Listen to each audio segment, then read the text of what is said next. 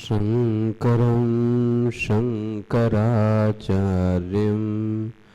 केशवं वादरायणं सूत्रभाष्यकृतौ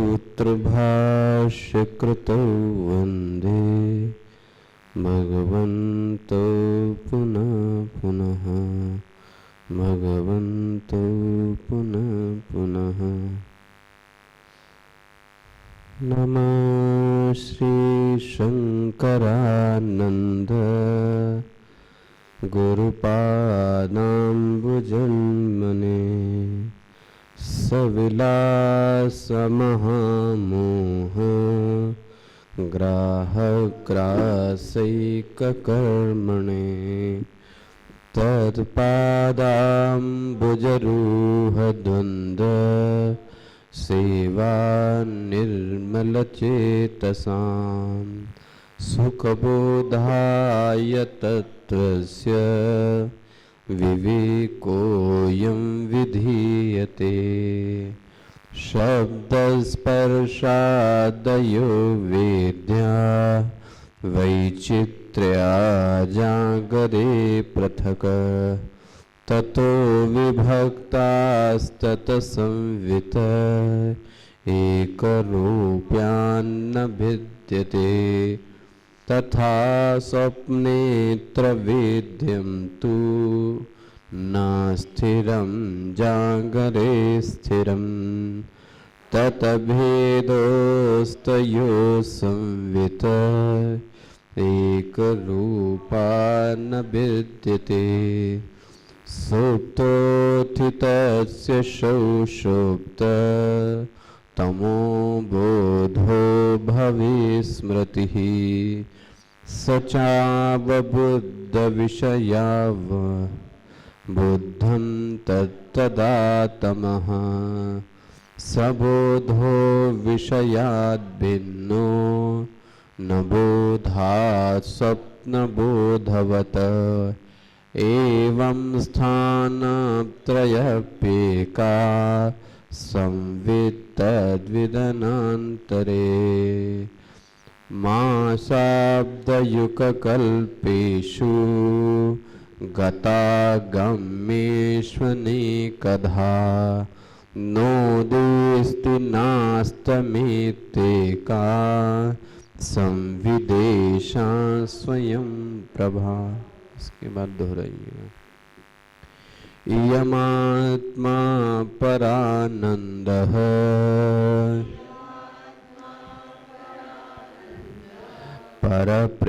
परप्रेमास्पदं यतः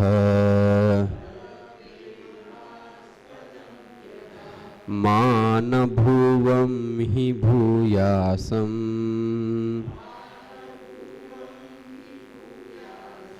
इति प्रेमात्मनीक्षते।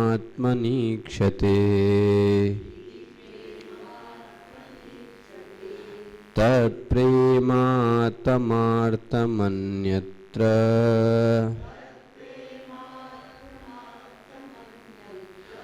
नैव मन्यार्थमात्मनि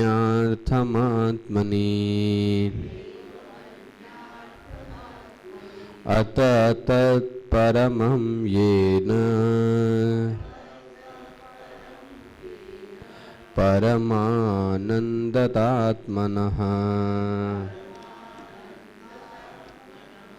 परमानन्दतात्मनः।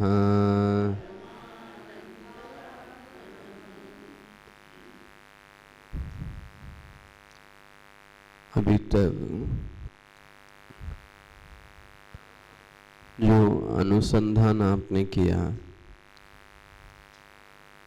जिस चीज की मीमांसा की गई, वही एक हुआ कि ज्ञान नाम का जो तत्व है उसके बिना हमारा कोई जीवन नहीं है। वह जो ज्ञान है वह जागृत में भी है, वह स्वप्न में भी है, वह सुषुप्ति में भी है। इस ज्ञान नाम के तत्व को विभिन्न दर्शनों ने अपने परिप्रेक्ष्य में इसका मीमांसा की है। लेकिन कहीं ना कहीं सभी ने इस ज्ञान तत्व को क्या किया है, स्वीकार किया है। और उस ज्ञान तत्व को यहां ज्ञान न कहकर क्या शब्द प्रयोग किया गया, संवित। ज्ञान न कहकर क्या बोला, संवित। जैसे चार्वाक दर्शन ने ज्ञान तत्व क्या बोला कि शरीर की व्यवस्था ऐसी है ना, शरीर की जटिल व्यवस्था जो ऐसी है, ध्यान रखना, वो अहम या ब्रह्म या आत्मा को नहीं मानते। यह जो जीवन है, यह जो लाइफ दिखती है, यह परिणाम है शरीर की संरचना का, या ऐसा बोले शरीर की विशिष्ट संरचना का परिणाम है। क्या चीज, जीवन। और इसी संरचना से ही क्या मिलता है, ज्ञान। देखो पकड़ में है ना, शरीर की विशिष्ट संरचना इस तरीके से की गई है कि व्यक्ति क्या रहता है, जीवित रहता है। यदि इस संरचना में, जटिल क्लिष्ट संरचना में किसी ने छेड़छाड़ की या कुछ अदला बदली हो गई तो वह संरचना ढह जाती है, और उसी को उन्होंने क्या बोला, मृत्यु हो गई। बोले कोई भी चीज ज्ञान को प्रभावित नहीं करती, बल्कि हमारी संरचना को प्रभावित करती है। उदाहरण उन्होंने क्या दिया, बोले जैसे ज्ञान नहीं हो रहा है, किसमें, बेहोशी में, या ऐसा समझा जाए डॉक्टर ने एनेस्थीसिया दिया और आपको ज्ञान नहीं हो रहा है। उनका कहना है एनेस्थीसिया देने से नर्वस सिस्टम को उन्होंने क्या कर दिया, ब्रेक कर दिया। किसको, नर्वस, न कि विषयी को, न विषय को, न संवित को, न चैतन्य को, न आत्मा को, किसी को नहीं। बोले उस एनेस्थीसिया ने, उस इंजेक्शन ने नर्वस सिस्टम को जाके प्रभावित किया। मतलब किसको, शरीर को। इस शरीर के प्रभावित होने के कारण ही व्यक्ति को ज्ञान, देखो, और यदि वही एनेस्थीसिया डॉक्टर जब हटा लेता है तो फिर व्यक्ति को ज्ञान, तो क्या आपको लगता है ये दर्शन गलत है? हम लोग ज्यादातर जो चारवाक को कैसा समझते हैं, ऊपर ऊपर की बात है खाने पीने की। नहीं जी, उनका भी दर्शन है ये, और आप देखो तो एक दृष्टि से सही है कि शरीर को उन्होंने जाके, जो भी बोले डॉक्टर करता है, आप करते हो, वो सिर्फ जाके शरीर को प्रभावित करता है। और यदि शरीर नहीं करता काम तो कुछ भी ज्ञान, इसका मतलब सबसे प्रमुख चीज कौन है, शरीर। तो उन्होंने इसलिए शरीरो वही आत्मा, शरीर ही क्या है। कंक्लूजन पे कैसे पहुंचे देखा आपने, इनके चिंतन की धार कैसे गई है। आत्मा शरीर से अलग नहीं है, कोई भगवान नहीं है, कोई सगुण निर्गुण नहीं है, आत्मा ही भगवान, शरीर ही भगवान है, शरीर ही आत्मा है। क्योंकि सब कुछ जुड़ा किससे है, शरीर से। अच्छा जी, दूसरा संवित आपने क्या देखा, मन और आत्मा के संयोग का परिणाम है ज्ञान। इनका दर्शन भी जरा देख लो। मन और आत्मा के संयोग का परिणाम है ज्ञान। क्योंकि यदि आप कहते हो आत्मा में ज्ञान है, तो मरे हुए व्यक्ति में आत्मा तो है ना, तो फिर ज्ञान क्यों नहीं है। आत्मा तो आती और जाती, आत्मा तो हिलती और डुलती, तो फिर वहां पे ज्ञान क्यों नहीं है। बोले आत्मा में ज्ञान इसलिए नहीं है क्योंकि वहां पर कौन नहीं उपलब्ध है? मन। जब मन उपलब्ध होगा तो फिर क्या होगा? और इस विषय को आपने काफी डिटेल में देखा। ये कौन सा दर्शन है? नहीं जी, न्याय। और उन्होंने उदाहरण क्या दिया? सुषुप्ति। हाँ, तो ये तो लेकिन कहां सिद्ध हो रहा है? मैं वेदांत की बात नहीं कह रहा हूं, ये याद रखना, मैं न्याय दर्शन की बात कह रहा हूं। क्लियर हो रहा है?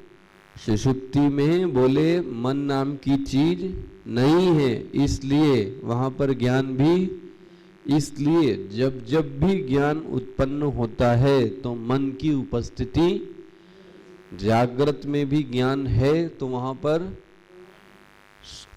स्वप्न में ज्ञान है तो वहां पर, लेकिन सुषुप्ति में ज्ञान क्योंकि देखो जी, इसलिए ज्ञान का हेतु में मन भी एक कारण बनता है। लो जी, देखो जी, ये दर्शन है आपके, किसी को कमजोर मत समझना।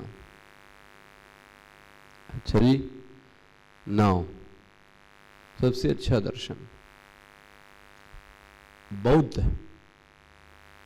ये जो अभी मैं कह रहा हूं ये थोड़ा नए एक ढंग से मैंने जहां तक पढ़ पाया सीखा।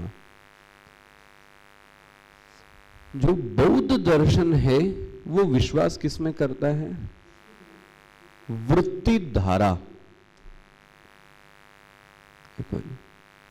किस पे? वृत्ति धारा। यही बोले सब कुछ है, वृत्ति धारा ही सब कुछ है। वृत्ति धारा नहीं है तो बोले कुछ भी नहीं है जीवन में। क्या कहना चाहते हो? बोले वृत्ति धारा जब से हम पैदा हुए हैं और जब तक हम मरेंगे नहीं तब तक ये वृत्ति धारा ही, और मरने का हेतु यही है कि उस समय हमारे में वृत्ति का लय हो जाना, ज्ञान का अंत हो जाना है। ऐसे वृत्ति का लय हो जाना या वृत्ति का समाप्त हो जाना। देखो, वृत्ति का लय तो सुषुप्ति हुई और वृत्ति का नाश क्या हुआ? ये कौन है? बोले महाराज आप कुछ ठीक से समझाओ। बोले एक बात बताओ, जो दीपक है वो क्या देता है? अब आप वही दृष्टांत मत लेना दीपक की लौ, ये नहीं कह रहा हूं मैं, आप तुरंत उसी पे आ जाओगे, मैं ये नहीं कह रहा हूं। दीपक देता क्या है? प्रकाश। आखिर उस दीपक के प्रकाश देने में कौन कौन से लोग आते हैं मदद? तीन चीजें होती हैं। पहला चीज दीपक, दूसरा तेल और तीसरा बाती। पता है वाती बत्ती शब्द तो बाद में बन गया, उसको शब्द क्या है पता है? ना ना ना ना, वर्ती। शुद्ध शब्द क्या है? वर्ती। जब आप किसी अच्छे ग्रंथ को पढ़ेंगे तो वहां बत्ती शब्द नहीं यूज करेंगे, वो वर्ती। वर्ती शब्द से ही क्या बन गया?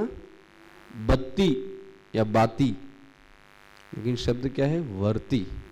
अच्छा जी, दृष्टांत बहुत अच्छा देखना इनका। दीपक जल रहा है,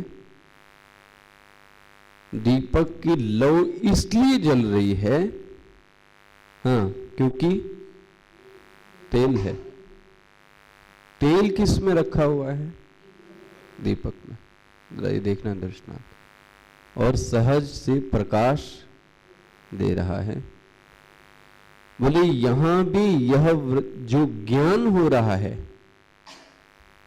ना, यह जो ज्ञान जैसे वहां पर प्रकाश है तो यहां पर ज्ञान है। अच्छा जी, बोले बत्ती क्या है यहाँ पे?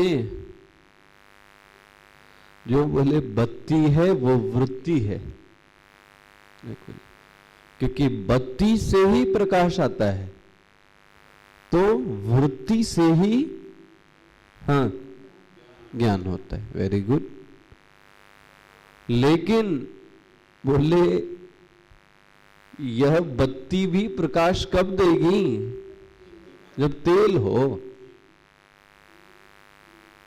तेल क्या है?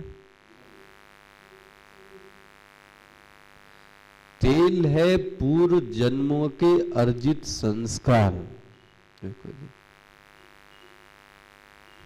आ रहा है? पूर्व जन्मों के अर्जित संस्कार से ही क्या उत्पन्न होती है? वृत्ति। पकड़ में ना? अच्छा जी, बोले अब दीपक क्या है? बोले जो दीपक है वो मन है। दीपक क्या है? मन। अब जरा रेशियो देखो आप। मन रूपी दीपक में अखंड कितने सारे जन्मों के तेल रूपी संस्कार हमारे पास इकट्ठा है। इस अखंड संस्कारों में से कोई एक संस्कार की वृत्ति का उदय, उन वृत्ति के उदय से व्यक्ति के जीवन में ज्ञान। देख लो कितना सुंदर दृष्टांत दिया बना। बोले जब वह दीपक में हवा का झोंका आया तो दीपक क्या हो गया? बुझ गया। वाह। हालांकि हाँ, तेल भी था, बत्ती भी थी, दीपक भी था। इसी तरीके से इस घटना को क्या बोला उन्होंने? क्या शब्द दिया पता है? कोई शब्द बता सकता है? यस, बौद्धों का एक शब्द उन्होंने दिया, निर्वाण हो गया। निर्वाण हो गया मतलब क्या? बोले अब आप में ज्ञान दिखाई। ध्यान रखना, संस्कार अभी भी हैं। देखो वेदांत ने क्या पकड़ा है इनको। संस्कार अभी भी हैं, लेकिन अब दीपक नहीं जल रहा है, प्रकाश नहीं हो रहा है, वृत्ति उत्पन्न। तो बौद्धों में लक्ष्य ही यही है कि वृत्ति शून्य हो जाए, दीपक का बुझ जाना ही। यस, पकड़ में आ रहा है ना? निर्वाण शब्द यही है, याद रखना। अब वो वहां पर जो आपको जो दीपक की लौ दिखाई दे रही थी, वो लौ क्या हो गई? अस्त हो गई। निर्वाण मतलब खत्म। आप में वृत्ति धारा अब आप में दिखती, तो वो किसी की मृत्यु को मृत्यु नहीं बोलते। क्या बोलते हैं? सुना है कि नहीं सुना आपने? बौद्धों में उनका निर्वाण हो गया। निर्वाण हो गया मतलब क्या? मुक्ति नहीं, प्लीज, वेदांत मुक्ति नहीं कहेगा। तेल भी है, बत्ती भी है, संस्कार भी है, सब कुछ है अभी, लेकिन गया। देखो कितना। फिर उसके बाद दोबारा दीपक जलेगा। देखना उनका कितना सुंदर दृष्टांत। जैसे वृत्ति धारा में जो चैतन्य है वह प्रतिक्षण नश्यमान है और प्रतिक्षण उदीयमान है, अखंड नहीं है। करना, दीपक की लौ लगती है लेकिन वास्तव में अखंड हो ही नहीं सकती। उसी तरीके से अब आपको क्या जलाना पड़ेगा, दूसरा। लेकिन दीपक का मटेरियल आपके पास पहले से, दीपक बत्ती भी है, बत्ती नहीं है तो बत्ती आ जाएगी, किसके कारण, तेल के कारण। तेल क्या है, संस्कार।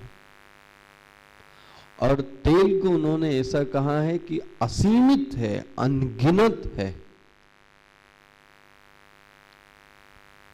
कुछ समझ में आ रहा है? अच्छा जी, अब उनका जरा देखना, ये बात तो सही है। बोले संस्कार से संस्कार तक का सफर हो रहा है हमारा।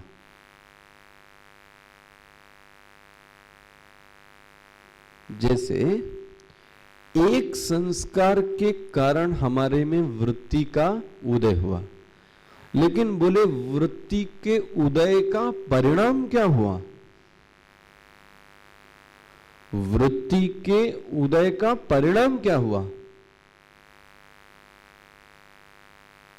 बहुत ध्यान से, एकाग्रता से, उपरामता से, वैराग्य से सुनना, वरना कुछ नहीं आएगा, ये सब आपको इधर उधर लगेगा। वृत्ति के उदय का परिणाम आखिर किस में हुआ, संस्कार में। फिर क्या बन गया, ज्ञान हुआ। और ज्ञान का क्या हो गया, बोलो जी, फिर क्या पड़ गया, और फिर से क्या बनी, बस बोले ये चल रहा है क्रम। यस, घूम घूम के सर्कल, एक संस्कार से दूसरे संस्कार की, क्योंकि एक संस्कार दूसरे संस्कार को जन्म देता है। एग्जाम्पल, दृष्टांत, आपने कोई चीज सोचा, तो सोचा किसके बल पे, परिणाम संस्कारों के बल पे ही आपने क्या किया, वेरी गुड।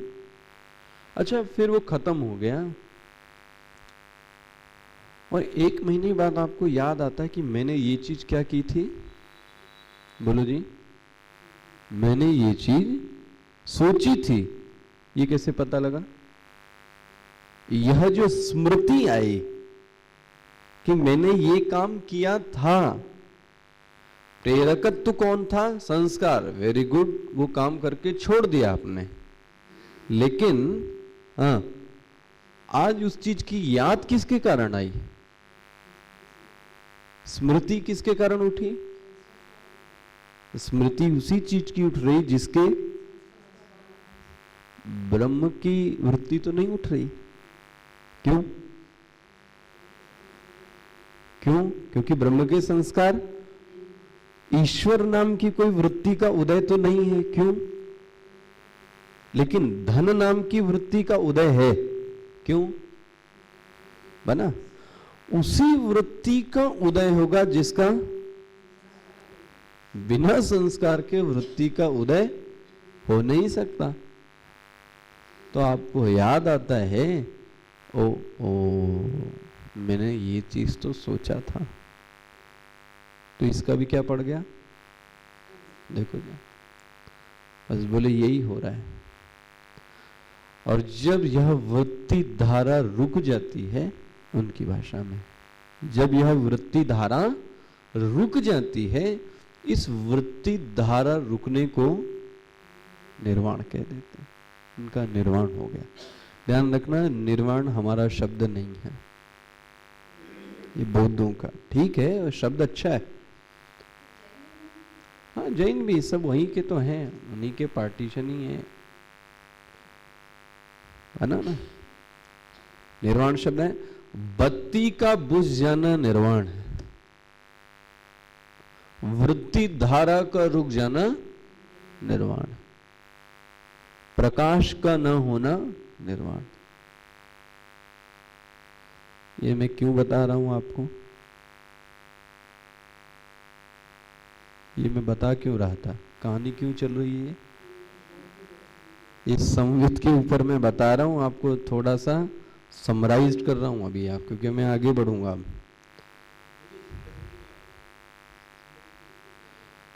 स्मृति का कारण व्यक्ति के पूर्व के अर्जित संस्कार है।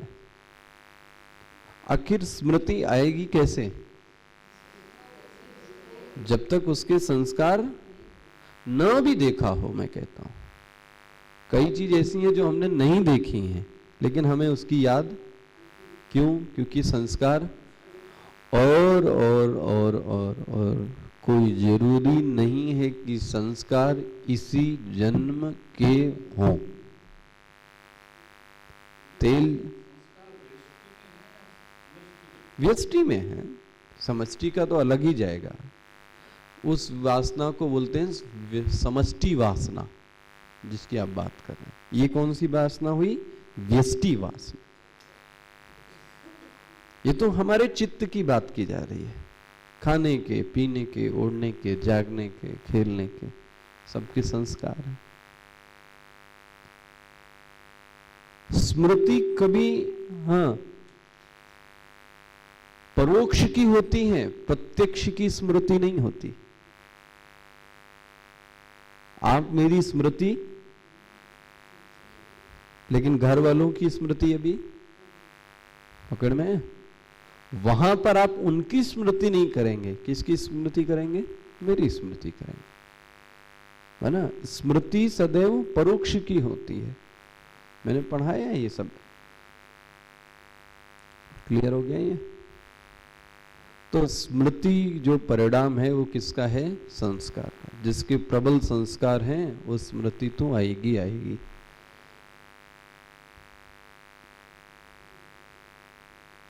हो गया ये बौद्ध दर्शन आपको? एक नए संदर्भ में मैंने आपको दिखाया है, इसीलिए बौद्ध दर्शन। अच्छा जी, बोले वेदांत ने तो आपने बताई। वेदांत क्या कह रहा है? स्वप्न में भी वही है, जागृत में भी वही है, सुषुप्ति में भी वही। जागृत और स्वप्न और सुषुप्ति से पूरा क्या बनता है? पूरा दिन। दिन ही तो। एक दिन में क्या होगा? एक दिन में क्या होगा? या तो जागृत आप भी हो, आप या तो सोओगे या तो स्वप्न देखोगे। चौथी अवस्था कौन सी है? पूरी तो ज्ञान की अवस्था है। अवस्था तो वो है ही नहीं। It is not state actually, it is तत्व। बन गया? तो बोले एक दिन में है तो फिर दूसरे दिन क्यों नहीं होगी? दूसरे दिन भी संवित। आपका ये श्लोक कहां आया? एवं स्थान त्रयप्येका, ये कल मैंने पढ़ाया। संवित विधानांतरे, एक दिन नहीं दूसरे दिन भी है। मतलब अब संवित कितने दिन हो गया? एक दिन, 2 दिन। बोले 2 दिन है तो दिनों में होगा? बोले यस। तो बोले दिनों को मिला के क्या बनता है? माह। नाउ नेक्स्ट लोग मास। बोले महीनों में है तो 12 महीने होगा? बोले यस। तो बोले 12 महीनों को मिलके क्या बनता है? वर्ष। मास अब्द। देखो जी कैसे धीरे से इनका चिंतन देखो अब कैसे बढ़ रहा है। अब्द बोले यदि वर्ष में है तो 100 वर्ष में। लो जी। युग बोले युग में है तो फिर लो जी। इसका कहने का मतलब क्या है? ये कहना क्या चाह रहे हैं? संवित के बिना कुछ नहीं है। देखो कहना ये नहीं, ये मत समझना कहीं, मुझे लग रहा है आप समझ यही गए होंगे कि जागृत में संवित है, महीने में संवित है, दिन में संवित है, वर्ष में संवित है। ये नहीं, संवित में ये सब है। पकड़ना, ये सब संवित में नहीं है। संवित के अंदर कौन है? ये सब है। महीना किस में है? संवित में है। और संवित कौन है? बाबा आप हो और कौन है संवित? संवित कौन है? आप हो। ये बोध इसीलिए करा है। नेक्स्ट हेडिंग आप देखेंगे इसीलिए ये दिया है, आपने देखा 10वां श्लोक, आत्मा और ब्रह्म की एकता, इसीलिए उन्होंने शब्द दिया तुरंत। पकड़ में? हाँ,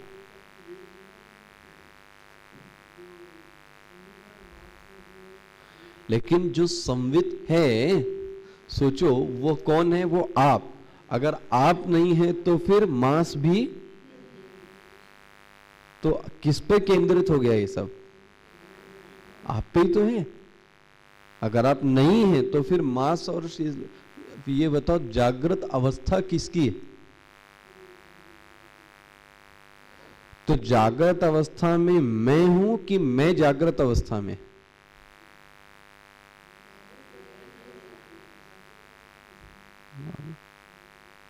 फिर से प्रश्न जरा फिर से देख लेना।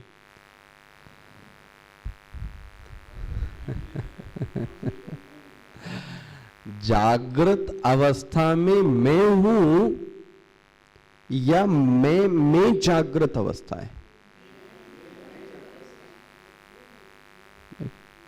कितना अंतर है? तो जागृत अवस्था यदि आप में है तो फिर हाँ, स्वप्न भी, सुषुप्ति भी, तो पूरा दिन आप में है, तो पूरा फिर महीना भी, फिर पूरा वर्ष भी। देखो जी, आप हो धुरी के केंद्र, इसलिए मनुष्य तू बड़ा महान है, जानता नहीं है तू अपने आप को। तुम इतने बड़े हो, कितना तुम्हारे अंदर बल, पौरुष, पुरुषार्थ, ज्ञान, शक्ति सब छिपा हुआ है, बट हम अपने आप को जान के तो देखें। मा शब्द युग कल्पेशु गता गम्येश्व एकधा। देखो जी, नोदेति, वाह वाह वाह, नोदेति, वो संवित का उदय नहीं होता कि संवित एक दिन क्या होगा? हाँ, संवित का उदय नहीं है। मतलब ऐसा नहीं है कि महीना आएगा तो कौन आएगा? उल्टा महीना आएगा किसमें? संवित इधर उधर होने वाला नहीं है। मतलब चैतन्य का जन्म, ऐसा ही शब्द आपने कहां पढ़ा? ये ग्रंथ किसने लिखा है?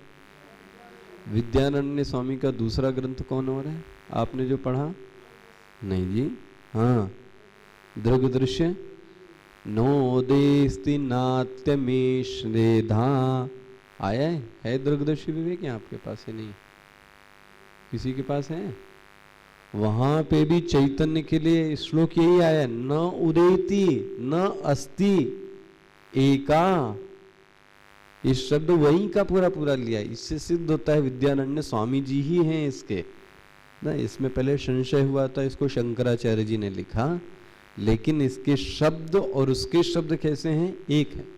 नोदेति, वहां भी यही शब्द लिखा उन्होंने, नोदेति नास्तमे तेषा, अनेकधा नहीं, एक है वहां पे।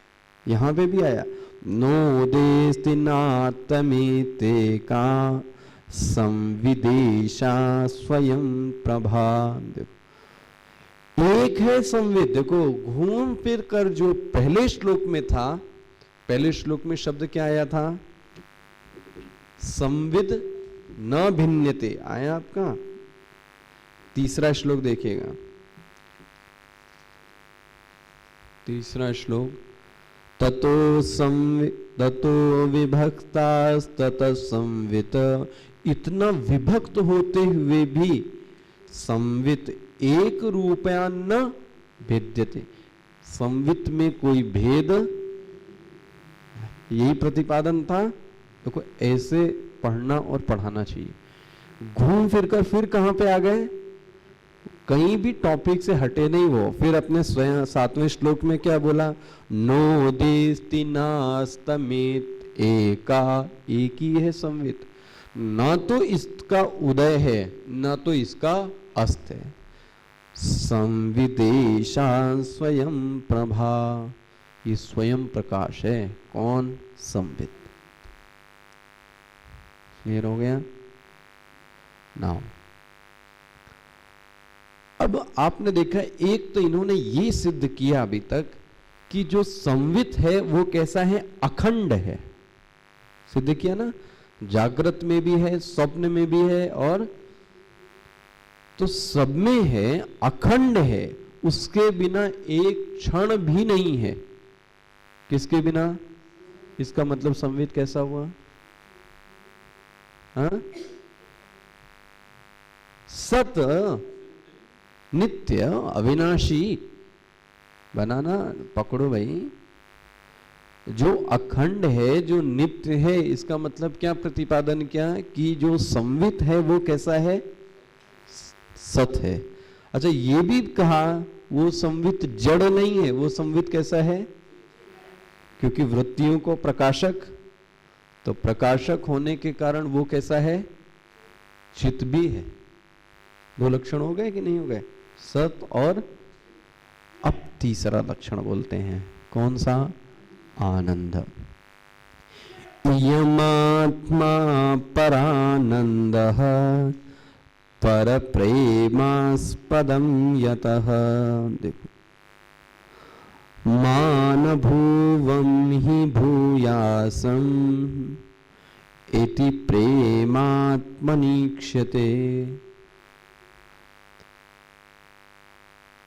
हम दूसरे को प्यार इसलिए नहीं करते क्योंकि वो प्यार करने लायक है।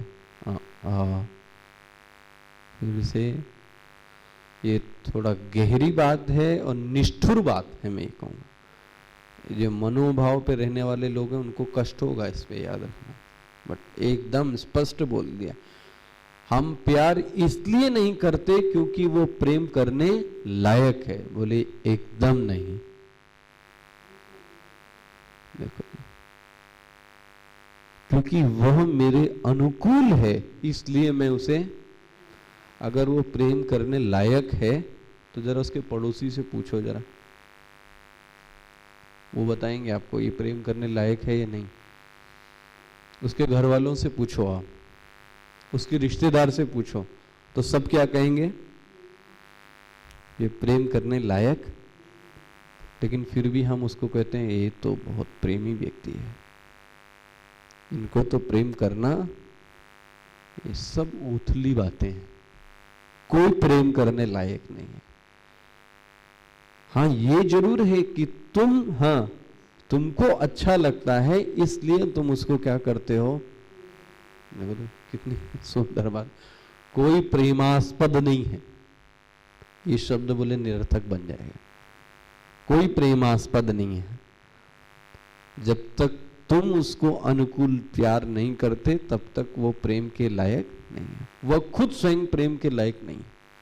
अरे अरे अरे अरे, बोले आप क्या कह रहे हो? सब 9 वर्ष की यही आप दोगे मेरे को?